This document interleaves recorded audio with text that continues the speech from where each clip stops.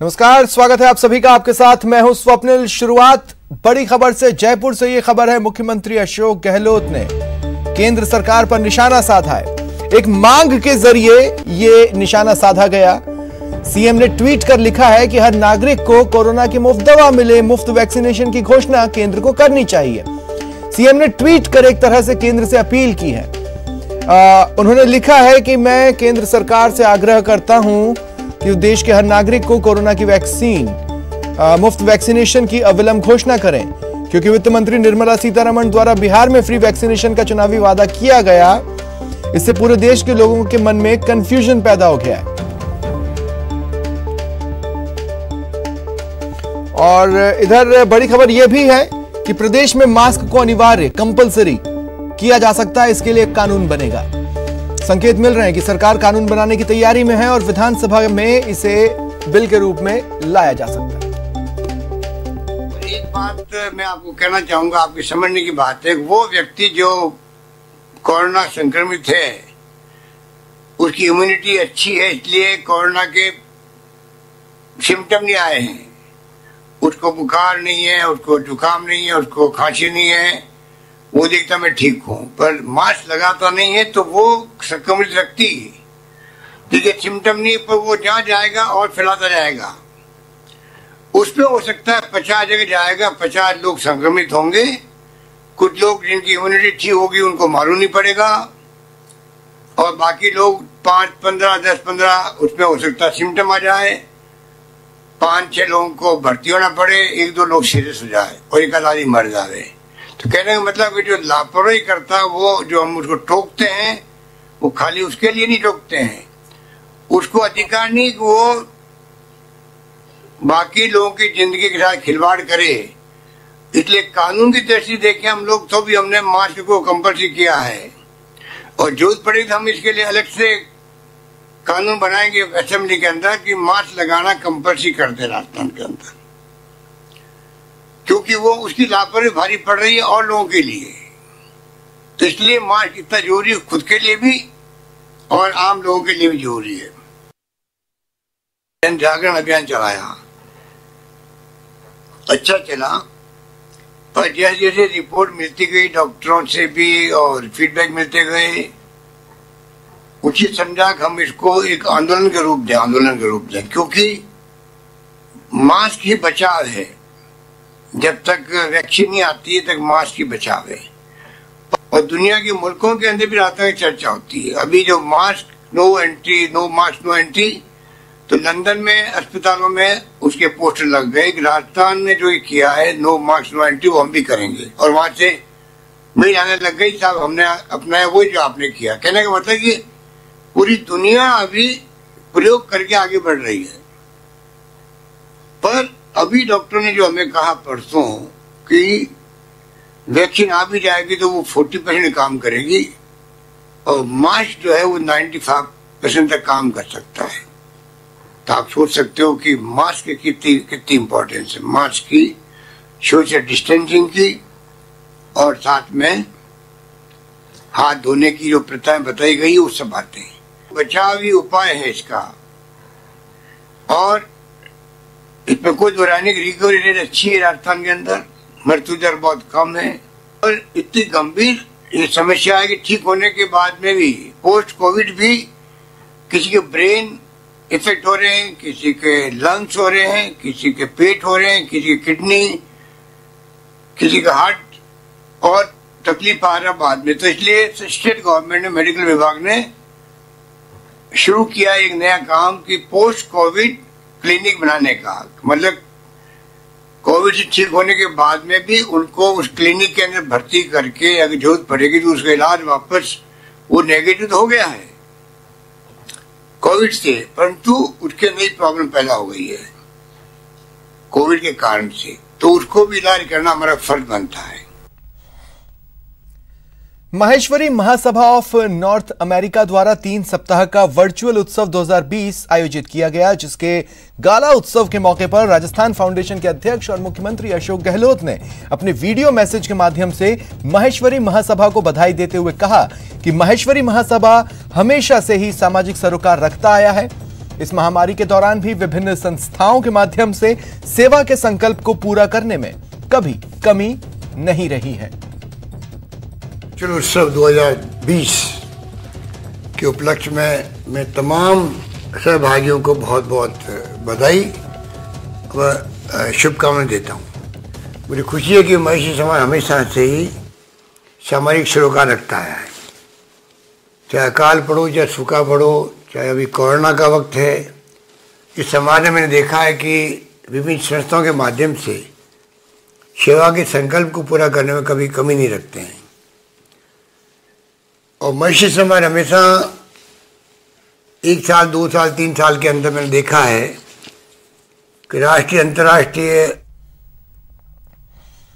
जिला परिषद और पंचायत समितियों के चुनाव के ऐलान के साथ ही सियासी सरगर्मियां तेज हैं। राष्ट्रीय लोकतांत्रिक पार्टी भी चुनाव में मजबूती के साथ उतरने की तैयारी में। पार्टी ने अभी से मशक्कत शुरू कर दी। पार्टी के राष्ट्रीय संयोजक नागौर सांसद हनुमान बेनीवाल के निवास पर आज सीकर, झुंझुनू और चूरू जिले के पदाधिकारियों और कार्यकर्ताओं की बैठक हुई। बेनीवाल ने कहा, सभी लोग चाहते हैं आरएलपी चुनाव लड़े, लिहाजा पूरी मजबूती के साथ चुनाव में उतरेंगे। चुनाव को लेकर आज सीकर, झुंझुनू, चूरू जिले के पार्टी पदाधिकारियों, प्रदेश कार्यकारिणी मेंबर, नवनिर्वाचित सरपंचों से मुलाकात करी और सबसे पंचायत चुनाव को लेकर डिस्कस किया। सबकी एक ही राय थी कि आरएलपी को मजबूती से राजस्थान में पंचायत राज चुनाव लड़ने चाहिए। 29 तारीख को पार्टी अपना दूसरा स्थापना दिवस बीकानेर के अंदर मनाएगी। संभाग का जो बीकानेर, हनुमानगढ़, चूरू और गंगानगर जिले होंगे उसमें मैं व्यक्तिगत रूप से स्वयं वहाँ उपस्थित रहूँगा। ये चुनाव आरएलपी पार्टी मजबूती से राजस्थान में पंचायत राज के चुनाव लड़ेगी और बहुत से प्रधान प्रमुख पंचायत जिला राजस्थान सरकार कृषि बिल में संशोधन कर किसानों को राहत देने वाला संशोधित कृषि बिल लेकर आ रही है। इसके तहत अब 5 एकड़ कृषि भूमि वाले किसानों की कृषि भूमि कुर्क नहीं होगी। सरकार इस बिल को 2 नवंबर को विधानसभा में पेश करेगी।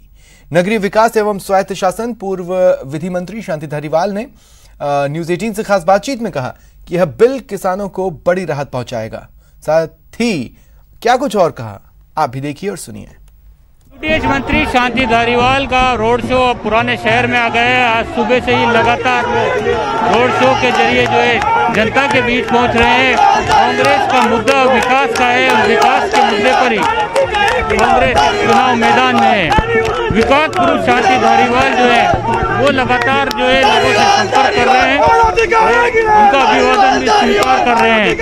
मैं बात करने की कोशिश करता हूँ यूडीएच मंत्री से कि किस तरह से उनको रिस्पॉन्स मिल रहा है, किस तरह से वो लगातार लोगों का अभिवादन स्वीकार कर रहे हैं। जी धारीवाल साहब,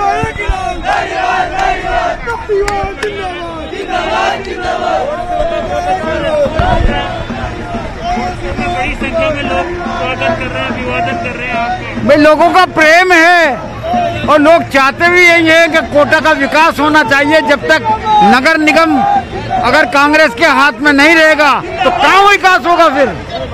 ये इसलिए कड़ी से कड़ी जोड़ने का वक्त की बात जो है वो लोग, आम आदमी समझता है इस बात को कि नगर निगम अगर कांग्रेस का बनाया तभी जाकर के राज्य सरकार का सपोर्ट मिल राज्य सरकार से मदद लेकर के कांग्रेस की जो है शहर का विकास किया जा सकता है, मोहल्लों का विकास किया जा सकता है। आप लगातार रोड शो कर रहे हैं। कल अब एक कृषि बिल भी जो लेकर आ रही है सरकार, किसानों के लिए बड़ा कृषि बिल, राहत वाला बिल ला रही है। हमने वो बिल पेश कर रहे हैं और 2 तारीख को उसको पास करवाएंगे। अब कोई भी संस्था, कोई भी ऋण देने वाली संस्था, चाहे सहकारी हो चाहे कोई सी भी हो, वो 5 एकड़ तक की जमीन जिसके पास है उसको जब्त नहीं कर सकती ऋण के पेटे। ये कानून लेके आ रहे हैं किसानों के लिए, छोटे छोटे किसानों के लिए, स्मॉल फार्मर्स के लिए, सीमांत कृषक के लिए ये बहुत बड़े फायदे की बात है। कैमरामैन मुकेश शाकेवाल के साथ शाकिर अली, न्यूज़ 18 कोटा। शुद्ध के लिए युद्ध अभियान आज से शुरू हुआ। सीएम गहलोत ने कहा, खाद्य पदार्थों में मिलावट व्यक्ति ही नहीं बल्कि समाज की जान के साथ भी खिलवाड़ है, जो एक जघन्य अपराध की श्रेणी में आता है। बीकानेर और अजमेर में पहले दिन कई जगह छापेमारी हुई। इस दौरान भारी मात्रा में मिलावटी सामान बरामद किया गया। बीकानेर में बड़ी मात्रा में खराब मावा जब्त हुआ। अजमेर में मावे के सैंपल लेकर जांच के लिए भेजे गए। उदयपुर में घी के सैंपल कलेक्ट किए गए।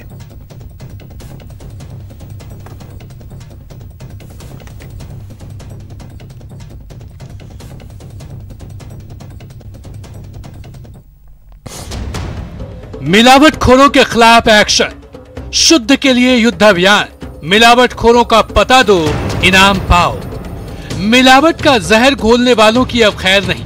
ज्यादा मुनाफा कमाने की लालच में लोगों की सेहत से खिलवाड़ करने वाले अब बच नहीं पाएंगे। जी हां, पूरे प्रदेश में सेहत के दुश्मनों के खिलाफ शुद्ध के लिए युद्ध अभियान की शुरुआत की गई है। इस अभियान के तहत सिर्फ दूध, मावा, पनीर समेत दूध के सभी प्रोडक्ट की न सिर्फ जांच की जाएगी, बल्कि आटा, बेसन, तेल, सूखे मेवे के सैंपल की भी जांच की जाएगी। मुख्य सचिव राजीव स्वरूप के मुताबिक इस अभियान के लिए कोर ग्रुप का गठन किया गया है, जिसमें गृह विभाग के प्रमुख शासन सचिव, खाद्य एवं नागरिक आपूर्ति विभाग के शासन सचिव और पशुपालन एवं डेयरी विभाग के शासन सचिव शामिल हैं, जबकि चिकित्सा एवं स्वास्थ्य विभाग कोऑर्डिनेटर की भूमिका निभाएगा। कोर ग्रुप की ओर से हर जिले में एक कमेटी गठन किया गया है, जिसके अध्यक्ष कलेक्टर हैं। कोर ग्रुप के सदस्य जिला स्तरीय प्रबंधन समितियों और कलेक्टरों से हमेशा संपर्क में रहेंगे। इस दौरान जिला कमेटी की ओर से मिलावटखोर, थोक और खुदरा विक्रेताओं की पहचान की जाएगी, जिसके बाद उन मिलावटखोरों के खिलाफ सख्त कार्रवाई मौके पर ही सुनिश्चित की जाएगी। इतना ही नहीं, मिलावटखोरों की जानकारी देने वालों को 51,000 रुपए का इनाम भी दिया जाएगा। आइए अब आपको बताते हैं पूरे प्रदेश में जनवरी 2020 से अब तक कितने मिलावटखोरों के खिलाफ कार्रवाई की गई है। पूरे प्रदेश में 2,898 सैंपल लिए गए हैं, जिसमें 512 सैंपल सब स्टैंडर्ड, मिस ब्रांड और अनसेफ पाए गए। 367 मामलों में केस दायर किए गए। 85 मामलों में ही फैसला आ पाया है। दोषियों से 13,97,000 जुर्माना राशि वसूले गए। विशेष अभियान चलाने के लिए शुरुआत की है। जिला कलेक्टर इसके नोडल अधिकारी होंगे, हमारे CMHO, खाद्य सुरक्षा अधिकारी और बाकी सारी सरकार की जो टीमें हैं, तो जगह जगह इस बात को सुनिश्चित करेंगी कि किसी भी प्रकार से कोई मिलावटखोरी का काम राजस्थान में नहीं हो। अगर कोई सूचना प्राप्त होगी, तत्काल ऐसे लोगों के खिलाफ कार्रवाई होगी। मिलावटखोरों के खिलाफ सब स्टैंडर्ड, मिस ब्रांड का केस ADM कोर्ट में चलता है, जबकि अनसेफ मामले में न्यायिक अदालतों में केस चलता है। ऐसे में मिलावट के मामले में जेल भेजने की मामले काफी कम सामने आते हैं। ज्यादातर मामलों में मिलावटखोर जुर्माना देकर आसानी से छूट जाते हैं, जबकि FSSAI के मुताबिक मिलावट से सेहत नुकसान की आशंका पर 7 साल से लेकर उम्र कैद तक सजा का प्रावधान है। इसके अलावा 10 लाख जुर्माना की भी सिफारिश की गई है, जबकि मिलावट से मौत होने पर ही उम्र कैद का प्रावधान है। न्यूज 18 राजस्थान के लिए जयपुर से सचिन शर्मा की रिपोर्ट। वो एक शराब के शॉप पर सेल्समैन था। 5 महीने से सैलरी नहीं मिली थी। जब उसने अपनी सैलरी मांगी तो वो मिला जिसकी उसने कभी सपने में भी कल्पना नहीं की थी।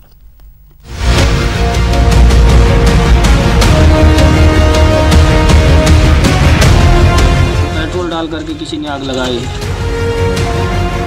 तस्वीरें साफ साफ बेशक ना सही, लेकिन तस्वीरों के पीछे ऐसी बेरहमी छिपी है जिसे देखकर आपका कलेजा कांप उठेगा, आपका दिल दहल जाएगा। धुंधली तस्वीरों के पीछे एक शख्स खाक हुआ पड़ा है। उसका कसूर भी आपको बताएंगे, लेकिन उससे पहले खाक हो चुकी शराब की इस दुकान और इस दुकान के अंदर कंकाल में तब्दील हो चुके एक इंसान की ये तस्वीरें देखिए। रोंगटे खड़े हो जाएंगे और बेहोशी छा जाएगी। रूह कपा देने वाली ये तस्वीरें अलवर के कुमपुर गांव की हैं, जिसे जला दिया गया। उसके परिजनों की जुबानी सन्न करने वाला सच सुनिए। पेट्रोल डाल करके किसी ने आग लगाई। पेट्रोल डालकर जिंदा जला दिया गया। आखिर क्यों? आप यकीनन यही सोच रहे होंगे, क्या कसूर था कमल किशोर का? तो अब हम जो आपको बताने जा रहे हैं उसे सुनकर आप भी सन्न रह जाएंगे। कमल ने अपनी मेहनत का पैसा मांगा था। कमल एक शराब के ठेके पर काम करता था। ठेकेदार से 5 महीने की बकाया सैलरी मांगी थी, लेकिन शराब ठेकेदार ने उसे बेरहमी से मारा पीटा। बचने के लिए कमल डीप फ्रीजर वाली जगह पर चला गया, लेकिन जालिम ठेकेदार ने उसे वहां भी नहीं बख्शा। आग लगा दी उस जगह पर जहां कमल किशोर था और आग में जलकर कमल की मौत हो गई। मृतक के घरवाले अब इंसाफ चाहते हैं। जिन्होंने कमल को जलाया उन्हें सख्त सजा के साथ सलाखों के पीछे देखना चाहते हैं और पुलिस भी भरोसा दे रही है कि इंसाफ जरूर होगा। कुछ नहीं, हमें न्याय चाहिए और प्रशासन आना चाहिए। अभी तक वो ठेकेदार है और उप सरपंच है, वो अभी तक वहाँ तक कोई किसी को निर्णय नहीं, ग्राम पंचायत से है माछरोली से। तो घर वालों ने उसके भाई ने रिपोर्ट दी है ठेकेदार राकेश कुमार यादव के खिलाफ कि मेरे भाई को ठेके के अंदर जला के मार दिया गया है। रिपोर्ट प्राप्त कर ली गई है, पोस्टमार्टम कराया जा रहा है। लेकिन अभी तो कमल किशोर की खाक सवाल पूछ रही है उन जालिमों से जिन्होंने उसे जिंदा जला दिया। आखिर क्या कसूर था मेरा? क्या जायज हक मांगना गलत है? क्या अपनी सैलरी मांगना गुनाह है? अगर नहीं तो फिर मुझे सजा क्यों मिली? जिन शराब ठेकेदार पर उसे जिंदा जलाने का आरोप लग रहा है उनके नाम राकेश यादव और सुभाष चंद हैं। दुकान में लाखों का माल जलने के बाद भी वो सामने नहीं आए। लेकिन कब तक कानून के लंबे हाथों से बचेंगे? क्या ऐसे जल्लादों को जीने का हक है? अलवर से न्यूज़ 18 के लिए राजेंद्र शर्मा की रिपोर्ट। रुकते हैं ब्रेक के लिए।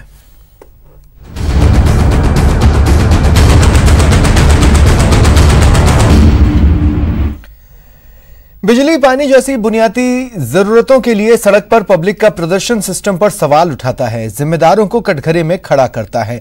लेकिन ऐसी स्याह तस्वीरें सिस्टम का शर्मनाक सच बनती जा रही है। अधिकार की लड़ाई सड़क पर आई, ओहदेदार खामोश, चरम पर आक्रोश, हक के लिए हल्ला बोल। तस्वीरें चार लेकिन संदेश एक, जिम्मेदार लापरवाही से बाज आए और अपने फर्ज को पूरी ईमानदारी के साथ अंजाम दे ताकि पेट काट कर टैक्स चुकाने वाली जनता को उसका बुनियादी हक हासिल हो सके, उनकी जिंदगी इत्मीनान से कट सके। 6 महीने से पानी की किल्लत झेल रही अलवर की महिलाओं ने सोमवार को सड़क जाम कर दी, जिससे प्रशासन के हाथ पांव फूल गए। कई जिम्मेदार सिर पर पांव रखकर मौके पर पहुंचे, महिलाओं को समझाना बुझाना शुरू किया, लेकिन महिलाओं ने नतीजा न मिलने तक कुछ भी सुनने से अनसुना कर दिया। पिछले 6 महीने से पानी नहीं आ रहा है। थोड़ा बहुत पानी ये गायत्री मंदिर कॉलोनी की जो बोर से आता था, लेकिन इसके बिल्कुल खत्म होने के बाद से यहाँ किसी भी प्रकार की कोई व्यवस्था वाटर बॉक्स ने नहीं की है। हर रोज महिलाओं के साथ चक्कर काट रहे हैं वाटर बॉक्स में, लेकिन उसके बावजूद भी किसी प्रकार की कोई सुनवाई नहीं है। पानी नहीं आ रहा, 2-2, 3-3 महीने हो गए। आज पानी लेके बाल्टी गिर भी गई, चक्कर भी आ गए और ये परेशान है, पूरा मोहल्ला परेशान है 2-2 महीने से। पानी तो चाहिए ना, क्या मर जाएंगे तब मिलेगा पानी।